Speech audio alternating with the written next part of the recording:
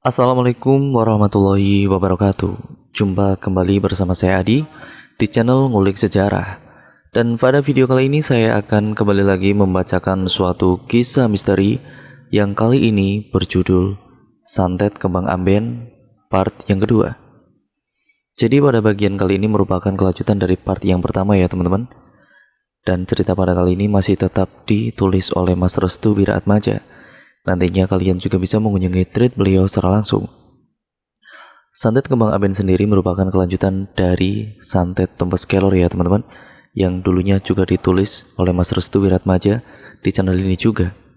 Jadi apabila kalian belum membaca ataupun mendengarkan Santet Tumpes Kelor, saya sarankan untuk kalian menonton ceritanya dulu dari awal sampai akhir dan baru dilanjut ke cerita ini. Yuk daripada kita lama-lama, kita langsung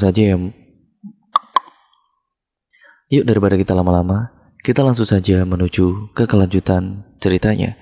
Persiapkan diri kalian, karena ceritanya akan segera saya mulai.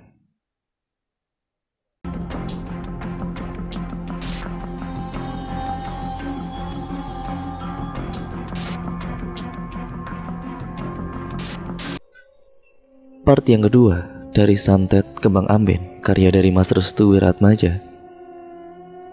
Malam itu Nindya tidak bisa merasakan apapun. Hatinya seperti hampa, indera perasaannya benar-benar hilang. Tidak merasakan sedih ataupun senang. Yang ia rasakan hanyalah penantian untuk hari esok di saat keluarga Romi akan datang. Keesokan harinya keluarga Nindya mempersiapkan segala sesuatu untuk memberikan sambutan hangat terhadap seluruh keluarga Romi yang akan datang ke rumah. Tepat di jam 10, seluruh keluarga Romi tiba di rumah Nindya. Saat itu keluarga Nindya juga sudah bersedia untuk menyambut hangat keluarga Romi. Dimulai dari Ibu Suminah, nenek Nindya, lalu Ikrar, adik dari Pak Ajis, serta beberapa kerabat dekat lainnya yang turut hadir untuk menyaksikan proses pengikatan itu berlangsung. Para tetangga Ibu Sutini sempat berbisik-bisik mengenai acara tertutup yang dilakukan oleh keluarga Nindya. Pasalnya, para tetangga juga tidak tahu menahu mengenai acara lamaran yang digelar oleh Nindya beserta keluarganya. Akhirnya Nindya pun memperkenalkan Romi kepada kedua orang tuanya. Bersamaan dengan itu juga mereka saling memperkenalkan diri. Setelah mereka saling memperkenalkan diri satu persatu, acara pengikatan pun segera dimulai. Namun di sela-sela acara sedang dimulai, Ikrar membisiki telinga Pak Aziz. Ia merasa ada yang aneh dengan kondisi ruangan yang tiba-tiba menjadi sangat panas serta bau anyir yang tercium. "Pak, Bapak yakin Nindya akan menikah dengan Romi?" Pertanyaan Ikrar ini membuat Pak Aziz kembali berpikir ulang. Jika Pak Aziz benar-benar salah langkah, maka dampak terbesarnya akan terjadi kepada dirinya sendiri yang memposisikan diri sebagai kepala keluarga. Akhirnya Pak Aziz pun kembali mengambil resiko. Ia langsung kemudian menuju ke tempat Nindya dan juga berkata, "Nak, boleh ikut Bapak sebentar? Bapak mau ngobrol." "Loh Pak, kan acara mau dimulai." "Iya, Bapak tahu kok. Tapi Mas Ikrar mau ngomong." Keluarga Romi mulai tidak nyaman dengan kondisi yang sedang ia hadapi. Mereka semua berpikir jika keluarga Nindya hanya main-main dan tidak berkeinginan untuk menjodohkan Nindya dengan Romi. Begitu juga dengan Ibu Suminah. Ia meminta izin untuk pergi ke belakang karena memang ada yang ingin disampaikan kepada Nindya. Setelah mereka berempat berkumpul, Nindya, Pak Aziz, Ikrar, dan Ibu Suminah, di sebuah kamar, Ikrar pun mulai membuka pembicaraan. Ia kemudian menyampaikan kepada Nindya bahwa, "Nindya, keluarga Romi bukan orang baik-baik." Nindya pun marah mendengar hal itu. Ia kemudian menatap wajah bapaknya yang mudah terprovokasi dengan segala perkataan dari Ikrar. Namun ternyata hal yang sama disampaikan oleh Ibu Suminah, nenek Nindya. Ibu Suminah juga merasakan hal yang sama. Ketika menatap wajah Romi, ia mengingat akan salah satu orang yang pernah berkaitan dengan masa lalunya, yaitu Pak Cokro. Entah ada hubungan apa antara Pak Cokro dengan Romi, akan tetapi Ibu Sumina khawatir jika Nindya hanya dijadikan alat oleh Romi untuk menciptakan ambisi barunya. Mengetahui hal itu, Nindya kemudian bersujud di hadapan bapaknya. Dia lantas meminta kepada bapaknya untuk merestui apa yang menjadi keinginannya. Terlepas dari seluruh pemandangan atau pandangan beberapa anggota keluarga lainnya yang berseberangan dengan Nindya hanya meminta kebijaksanaan dari bapaknya agar bisa memilih hal yang baik untuknya. Dengan berat hati, Pak Ajis pun kemudian merendahkan tubuhnya dan berkata kepada Nindya, "Aku restui, tapi dengan syarat, kamu tidak boleh tinggal dengan keluarga Romi. Kamu harus tinggal di sini. Jelas, Pak Aziz?" Nindya yang mendengar hal itu, ia pun langsung memeluk bapaknya. Namun berbeda dengan Ibu Sumina dan juga Ikrar, mereka berdua justru kecewa dengan apa yang menjadi pilihan Pak Aziz terhadap pilihan yang sangat beresiko itu. "Mas, kamu yakin keluarga mereka bisa dipercaya?" tanya Ikrar. "Aziz, jangan sampai kejadian lama terulang kembali. Ini sama saja seperti reuni. Mereka yang datang atau kita semua yang akan mati," ucap Ibu Sumina. Kekhawatiran Ibu Sumina semakin menjadi-jadi manakala dirinya mengingat adik kesayangannya yaitu Pak Suryo yang menjadi korban dari santet mengerikan tersebut.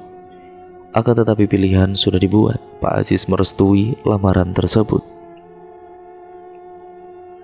Mungkin Pak Aziz tidak ingin jika anak sulungnya itu tertekan dan sulit mengekspresikan dirinya jika pilihannya ditolak. Setelah keputusan itu disetujui, akhirnya Pak Aziz dan juga Nindya kembali ke ruang tamu untuk segera mengawali acara lamaran. Dan akhirnya acara lamaran pun dimulai. Romi pun melamar Nindya tepat di hadapan kedua keluarga. Setelah acara itu selesai, kedua belah pihak keluarga itu pun membahas terkait pernikahan beserta acaranya, karena memang dari segi finansial keduanya sudah mampu. Akhirnya mereka berdua sepakat untuk memberi jarak 1 minggu untuk dilakukannya prosesi akad nikah beserta dengan acara ramai-ramainya. Alhasil kesepakatan itu pun menjadi sebuah ikatan kembali dari sebuah masa lalu yang telah lama dikubur. Ibu Sumina hanya terdiam sambil menatap Romi dengan tatapan yang tidak biasa. Ia masih terngiang-ngiang dengan sosok Cokro yang telah menumpaskan keluarga adiknya itu. "Lelaki itu mirip seperti Cokro," ucap Ibu Sumina di hadapan Ikrar. Kemudian jagat peteng semesta gelap. Lamaran telah diterima, kini tinggal menunggu 1 minggu setelahnya acara pernikahan akan dimulai. Nindya sudah mulai mengekspresikan rasa senangnya. Kini ia semakin terbuka manakala pria pilihannya sebentar lagi akan menjadi pendamping hidupnya. Kebahagiaan yang sesungguhnya benar-benar terpancarkan dalam diri Nindya. Begitu juga dengan Pak Aziz dan juga Ibu Sutini. Sebagai orang tua, mereka berdua hanya mengikuti apa yang menjadi garis selanjutnya dari kehidupan seorang anak. Jika memang itu adalah takdir yang sudah menjadi jalannya, orang tua hanya bisa memberikan dukungan serta arahan agar nantinya ketika sudah berumah tangga, anaknya akan terus berlatih diri agar menjadi orang yang bertanggung jawab. Hari pertama di saat Nindya dilamar oleh Romi memberikan kesan dan juga pesan yang misterius bagi para tetangga sekitar. Mereka banyak yang menanyakan terkait sosok pria tinggi dan berkulit sawo matang itu. Yang menjadi patokan utama dari para tetangga adalah mengenai anggota keluarga yang lainnya. Mereka menilai jika keluarga calon pria sangat misterius dan sangat tertutup. Bahkan ketika mereka mendatangi rumah Nindya, tidak ada satupun dari mereka yang melakukan unggah-unggah atau minimal ia menyapa para tetangga ataupun warga sekitar. Sehingga satu persatu dari warga mulai menggunjing akan calon menantu dari Ibu Sutini dan Bapak Aziz yang dinilai tidak memiliki tata krama atau sopan santun.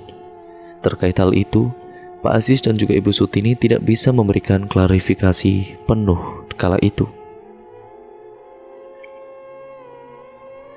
Mereka hanya berasumsi bahwa keluarga Romi sangat tertutup, sehingga dalam melakukan adaptasi terhadap lingkungan yang baru, mereka semua memerlukan waktu untuk terbiasa.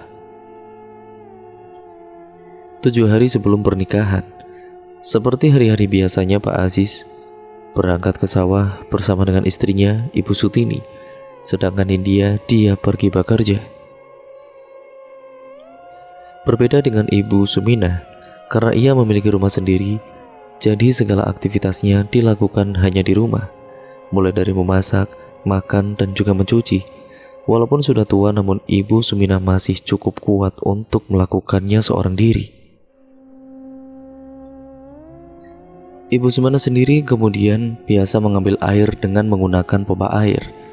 Akan tetapi kali ini ada yang berbeda ketika Ibu Suminah mulai memompa air. Ibu Suminah ini melihat dengan jelas air yang keluar dari pompa berwarna hitam dan mengeluarkan bau yang tidak sedap. Ibu Suminah segera membuang air tersebut dan juga mengulangnya untuk 2 kali. Akan tetapi air yang keluar pun masih sama. Air itu berwarna merah pekat seperti air comberan dan mengeluarkan bau yang tidak sedap. Karena ada yang aneh, Ibu Suminah pun mengecek ke saluran pompa air tersebut. Akan tetapi Ibu Suminah sangat meyakini jika saluran pompa air pun tidak bermasalah. Akhirnya Ibu Suminah pun mencoba untuk yang ketiga kalinya. Ia pun dengan sekuat tenaga memompa kembali dengan harapan agar air yang keluar merupakan air yang jernih.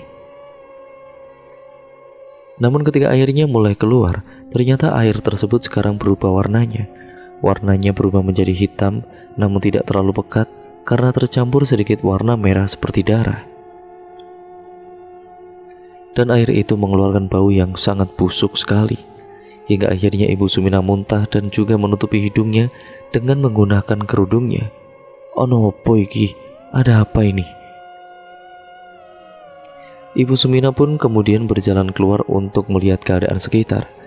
Dan benar saja saat Ibu Suminah menatap langit, langit sudah sangat gelap. Cahaya matahari seperti tertutup awan gelap yang merata. Tawange wis peteng, iki ora umum. Langitnya sudah gelap, ini tidak umum. Akhirnya Ibu Suminah pun langsung menuju ke rumah anaknya, Ibu Sutini. Posisi saat itu angin sudah berhembus kencang. Pepohonan di sekitaran jalan rumah warga mulai bergoyang dengan cepat. Para ternak berlarian ke berbagai arah. Warga juga mulai panik. Mereka mengira akan terjadi angin puting beliung di desa sekitar. Akan tetapi ketika Ibu Suminah menatap langit, langit itu seperti memberi pertanda bahwa Jagat Peteng segera dimulai. Jagat Peteng sendiri adalah istilah untuk menggambarkan keadaan alam yang tidak seperti biasanya, di mana langit yang semula terang menjadi gelap, angin berhembus dengan kencang, para ternak berlarian tanpa arah, dan teriakan serta tangisan bayi terdengar di setiap rumah. Bersamaan dengan itu, Pak Aziz dan juga Ibu Sutini juga merasakan hal yang sama. Burung-burung yang berada di sekitaran sawah kini berterbangan seperti menandakan sesuatu.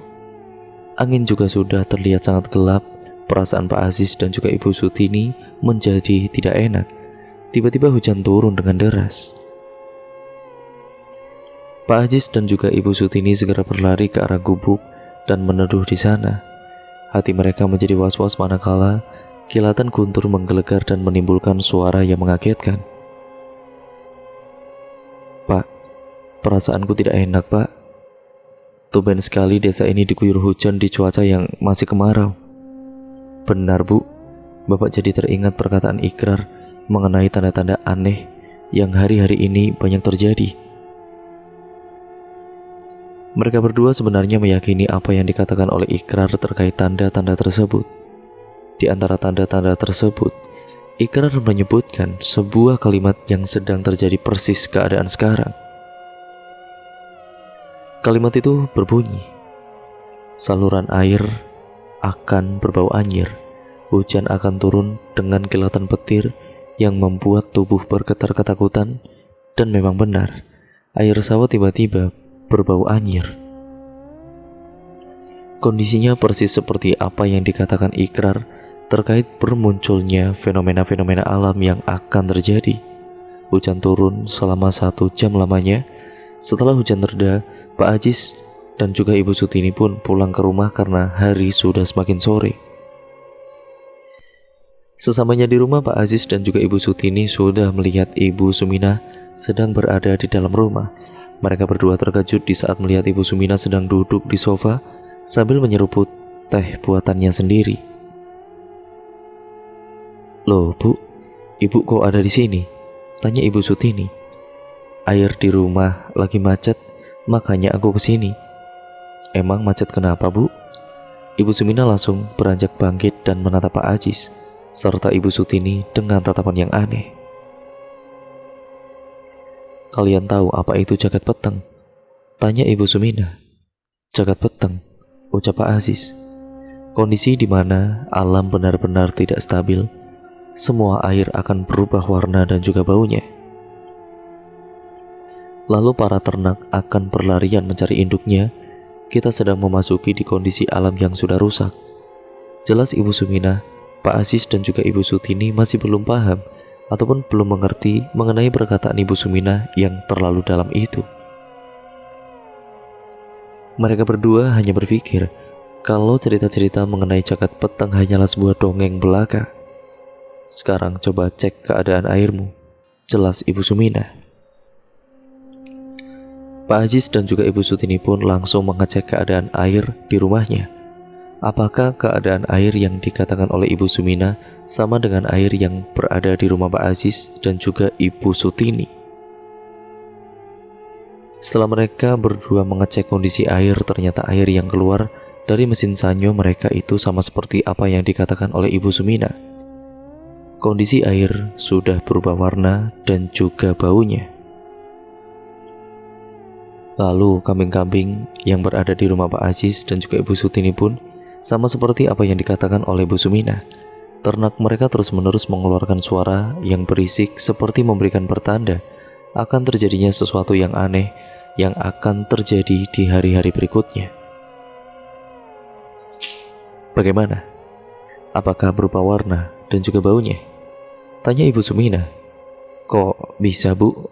tanya Ibu Sutini. 7 hari dari sekarang akan banyak kejadian-kejadian aneh yang akan terjadi. Ini tepatnya di saat pernikahan Nindya dengan pria itu akan digelar, Ibu Suminah menjelaskan. Lalu kemudian kending Jawa dan pestanya para demit. Setelah mengetahui keanehan yang terjadi pada sekitaran rumahnya, Pak Aziz ini mencoba untuk mencari cara agar saluran air di rumahnya kembali dengan seperti sedia kala. Dan selama berhari-hari mereka tidak bisa menggunakan air di rumah ya karena air seperti tercemar dengan sendirinya. Mau tidak mau, mereka harus mengambil air di pusat balai desa yang memang disediakan bagi warga yang memiliki permasalahan terhadap saluran air. Sampai akhirnya 1 minggu kemudian air di rumah Pak Aziz dan juga Ibu Sutini kembali normal. Begitu pula air di rumah Ibu Suminah. Entah mengapa air kembali seperti sedia kala setelah 1 minggu lamanya air tersebut tercemar tanpa sebab. Dan yang lebih mengejutkannya lagi, air itu benar-benar sudah normal kembali tepat 1 hari sebelum pesta pernikahan akan digelar. Tepat 1 hari di mana pesta akan digelar, masing-masing keluarga besar dari kedua pihak mulai berdatangan. Mereka satu persatu menanyakan terkait konsep yang akan digunakan sebagai puncak acara nanti. Nantinya para pengantin pria dan wanita akan melakukan sebuah prosesi sakral dalam pernikahan yang disebut dengan sungkeman. Prosesi sungkeman sendiri dilakukan dengan tujuan untuk meminta restu dari kedua orang tua masing-masing dan dilakukan secara bergantian. Artinya mereka akan menyungkem ke orang tua terlebih dahulu, lalu dilanjutkan menuju ke mertua mereka. Dalam prosesi ini, kending Jawa akan dilantunkan. Dengan dilantunkannya kending Jawa, maka prosesi pernikahan dan penobatan sebagai pasangan suami istri sudah benar-benar sah. Dan kebetulan kedua keluarga sepakat bahwa acara sungkeman akan dilakukan di malam hari. Tujuannya adalah agar semakin khusyuk terkait prosesi sakral tersebut. Setelah membahas terkait acara pernikahan, masing-masing mereka kembali ke rumahnya dan juga mempersiapkan untuk keesokan harinya. Terlebih lagi acara tersebut pasti akan mendatangkan tamu yang sangat banyak dan persiapannya harus benar-benar matang. Singkat ceritanya, tiba saat dimana acara itu digelar. Tamu-tamu mulai berdatangan.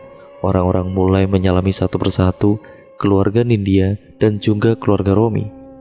Acara di pagi hari sampai sore merasa aman-aman saja. Tidak ada kendala sedikit pun, walaupun ramai pada kali itu, namun masih bisa dikondisikan. Dan akan tetapi, tepat ketika hari sudah semakin gelap, suasana menjadi berubah seketika. Ikrar yang kebetulan mengetahui pertanda ini segera mendatangi Pak Ajis. "Mas, sebentar lagi prosesi sungkeman akan dilakukan ya?" tanya Ikrar. "Iya benar." "Ada apa emangnya?" tanya Pak Aziz. Dan Mas Ajis, ingat apa yang pernah aku sampaikan dulu, tanya Ikrar. "Terkait apa?" tanya Pak Aziz. "Terkait para tamu. Ada apa dengan tamu kita malam nanti? Mereka bukan berasal dari tamu undangan." Mendengar perkataan tersebut, Pak Aziz langsung terkejut. Dan ternyata memang benar apa yang dikatakan oleh Ikrar terkait tamu yang akan datang tepat di saat waktu surup ataupun sudah gelap. Mereka yang datang sangatlah banyak, dan rata-rata mereka yang datang adalah berasal dari keluarga Romi. Melihat para tamu yang mulai berdatangan, mereka yang menjaga prasmanan atau makanan di acara pernikahan langsung bergegas menyiapkan diri. Tepat di mana saat kending Jawa dibunyikan, Romi dan Nindya melakukan prosesi sungkeman. Mereka bergantian untuk berjongkok dengan bertumbuh lutut di lantai, lalu kemudian menyalami masing-masing tangan kedua orang tuanya. Suasana haru menyelimuti prosesi sungkeman tersebut. Dan mereka yang hadir seperti terbawa suasana akan pernikahan yang benar-benar menyentuh itu. Setelah prosesi sungkeman telah selesai, para tamu pun menuju ke arah prasmanan untuk mengambil makanan. Saat itu para tamu yang berasal dari keluarga Romi mulai mengambil makanan di tempat prasmanan. Namun anehnya, mereka mengambil makanan dengan wajah yang sangat dingin tanpa ekspresi sama sekali. Lalu lauk yang mereka ambil hanya ayam saja. Sampai-sampai orang yang menjaga prasmanan keheranan dan berkata kepada temannya, "Loh, kok bisa ya? Ambilnya cuma lauk ayam saja." Para penjaga prasmanan pun mencoba untuk berpikiran positif, yang mungkin para tamu malam hanya menyukai ayam saja. Namun dari seluruh tamu bawaan keluarga Romi, mereka semua hanya makan dengan lauk ayam. Padahal masih ada 4 lauk lagi yang ada di prasmanan. Akan tetapi mereka tidak sedikit pun tertarik untuk mengambil lauk selain ayam. Mengetahui hal itu, para penjaga prasmanan hanya bisa geleng-geleng saja. Di samping mereka juga memiliki ekspresi yang dingin, para tamu bawaan keluarga Romi juga tidak berkomunikasi satu sama lain. Mereka hanya diam, menyimak acara prosesi sungkeman, lalu makan dengan satu lauk saja, yaitu ayam. Singkat ceritanya, ada salah seorang warga yang membawa anaknya untuk menghadiri pesta pernikahan Nindya dan Romi. Kebetulan, saat itu mereka juga akan makan dan segera menuju ke tempat prasmanan. Setelah mengambil makanan di sana, mereka berdua langsung mencari tempat duduk untuk menyantap makanan tersebut. Dan secara tidak sadar, anak itu duduk tepat di samping salah satu tamu bawaan dari keluarga Romi. Awalnya anak kecil itu tampak biasa-biasa saja ketika duduk di samping orang tersebut. Akan tetapi hal aneh mulai terjadi ketika orang yang berada tepat di sebelah anak kecil itu menjatuhkan sendok. Sontak saja anak kecil itu langsung berkata kepada orang tersebut, "Om, sendoknya jatuh, Om." Ucap anak kecil itu, namun anehnya orang itu hanya terdiam sambil matanya menatap ke arah depan. Anak kecil itu hanya terdiam. Pikirnya ya mungkin orang itu akan makan menggunakan tangan. Namun tidak lama kemudian, orang itu kembali menjatuhkan alat makan lainnya. Kali ini adalah garpu. Karena memiliki rasa iba yang besar, anak kecil itu pun kembali mengingatkan kepada orang itu, "Om, garpunya jatuh, Om." Namun, orang itu hanya terdiam. Wajahnya juga sedikit berbeda dari awal ketika menjatuhkan sendok. Wajah orang itu sedikit pucat tanpa ekspresi. Yang dia pandang itu ya hanyalah sosok Romi yang sedang berada di atas panggung tempat prosesi sungkeman dilakukan. Karena orang itu tidak meladeninya, anak kecil itu pun langsung mengambil sendok dan garpu yang sudah terjatuh. Namun ketika anak kecil itu mengambil alat makan milik orang tersebut, tiba-tiba ia melihat sesuatu yang aneh dari bagian kaki orang tersebut. Pasalnya, salah satu kaki dari orang tersebut menghadap terbalik ke arah belakang. Artinya secara normal kaki manusia itu menghadap ke arah depan, namun orang itu hanya memiliki satu kaki yang normal dan satu laginya menghadap ke arah belakang. Melihat hal itu, anak kecil tersebut langsung merinding seketika. Belum sampai si anak itu mengangkat wajahnya ke arah orang tersebut, tiba-tiba terdengar suara berat yang benar-benar mengerikan. "Terima kasih, adik." Dan ketika anak itu benar-benar mengarahkan wajahnya ke orang tersebut, tiba-tiba wajah orang itu langsung berubah bentuknya menjadi sosok yang sangat menyeramkan. Sosok itu memiliki mata yang sangat besar, mulutnya menganga besar, dan wajahnya berwarna putih pucat. Melihat hal tersebut, si anak itu pun langsung berteriak kencang, "Please, orang please, setan, ada setan." Anak itu pun langsung berteriak ketakutan sambil menangis.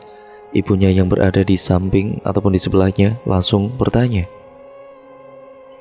"Ada apa sih, Dek?" "Ada setan, Mah. Mah, itu setan, Mah." Sambil menunjuk ke arah orang yang ada di sebelahnya. Namun yang dilihat oleh ibu dari anak itu bukanlah setan, melainkan orang biasa. Akan tetapi wajah dari orang itu memang agak sedikit pucat.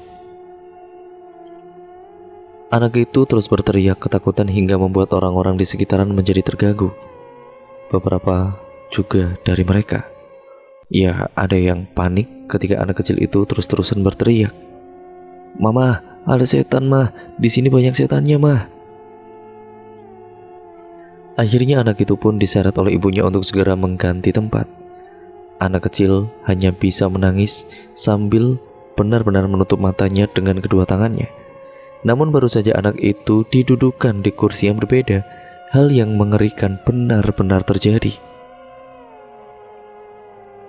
Saat si anak kecil itu membuka kedua matanya, ternyata dirinya sudah dipandangi oleh para tamu undangan dari keluarga Romi yang wajahnya benar-benar mengerikan. Mereka ini menatap anak kecil itu secara bersamaan hingga membuat anak kecil itu menangis ketakutan. Suara teriakan dan tangisan anak kecil itu ternyata terdengar oleh Ikrar. Dengan sigap, Ikrar pun langsung menuju ke arah Pak Aziz untuk segera menyelesaikan acara pernikahan tersebut. Alasan diselesaikannya secara cepat karena Ikrar tidak mau jika keluarga Nindya dipermalukan oleh para tamu undangan lainnya. Dengan terpaksa, akhirnya Pak Aziz pun menyelesaikan acara tersebut lebih cepat dari biasanya. Secara bersamaan, para warga dan juga tamu undangan pun merasa kecewa dengan keputusan Pak Aziz itu. Dan malam itu juga, pesta pernikahan antara Nindya dan Romi benar-benar hancur berantakan. Pernikahan yang seharusnya membawa kepada persatuan antar dua keluarga malah menjadi sebuah perpecahan antara keluarga Nindya dan juga keluarga Romi. Ikrar langsung menodong berbagai pertanyaan ke arah Romi seusai acara pernikahan itu selesai. "Siapa tamu-tamu itu?" Romi tidak menjawab. Ia hanya bisa terdiam sambil menatap ke arah keluarganya yang sedang duduk di sofa rumah Nindya. "Mas Ikrar, ada apa ini?" tanya Nindya. "Nindya, kamu tahu kan, lelaki ini bukan orang baik," jelas Ikrar. Nindya langsung menghalangi Ikrar yang berupaya ingin tahu akan para tamu misterius tersebut. Namun Ikrar tidak menyerah. Ia terus melontarkan banyak pertanyaan agar Romi mau menjawab sejujur-jujurnya terkait para tamu misterius itu. Tidak beberapa lama kemudian, setelah melewati perdebatan antara Ikrar dan Nindya, Romi pun langsung menjawab pertanyaan Ikrar. "Mereka adalah teman-teman bapakku," jelas Romi. "Apa kamu yakin mereka adalah manusia?" tanya Ikrar. "Mereka memang manusia. Anak kecil itu saja yang gila. Mana ada setan ikut serta dalam pernikahan manusia," jelas Romi. Ikrar pun langsung memanggil Ibu Suminah yang kebetulan sedang berada di dalam kamar. Ibu Suminah pun keluar dari kamar dengan langkah yang sedikit gugup karena ada rasa ketakutan sendiri manakala melihat wajah Romi yang mirip seperti pelaku yang menyantet adiknya. "Wajahmu itu mirip seperti Cokro. Apakah kamu cucunya?" tanya Ibu Suminah tiba-tiba.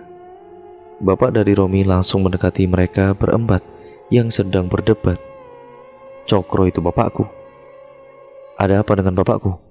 "Jelas Pak Ageng, bapak dari Romi." Nah, cerita pun semakin seru saja ya teman-teman. Cerita pun akhirnya bersambung ke part yang selanjutnya. Jadi part selanjutnya itu merupakan kelanjutan dari part yang sebelumnya ya teman-teman. Jadi apabila kalian belum menonton part yang sebelumnya, saya sarankan nih untuk kalian menontonnya terlebih dahulu agar kalian mengerti keseluruhan alur ceritanya. Oh ya, cerita ini merupakan kelanjutan dari cerita santet tembus kelor yang dulu saya pernah bawakan di channel ini ya teman-teman. Nantinya kalian juga bisa mengunjungi cerita itu ataupun video itu yang sebelumnya sudah saya buat. Jadi kalau kalian menontonnya dari benar-benar dari awal sampai cerita yang pada kali ini, kalian akan benar-benar merasakan sensasi keseruannya. Karena ini merupakan pengalaman nyata dari si penulis yaitu Mas Restu Wiratmaja pada keluarganya. Jadi simak terus ya teman-teman. Jangan lupa untuk kalian like, komen, dan share video kali ini. Serta untuk kalian yang belum subscribe, saya sarankan untuk kalian subscribe channel ini serta nyalakan tombol lonceng notifikasinya agar kalian tidak ketinggalan video terbaru selanjutnya dari channel ini. Sekian dan terima kasih ya teman-teman, sampai berjumpa di video yang selanjutnya. Wassalamualaikum warahmatullahi wabarakatuh.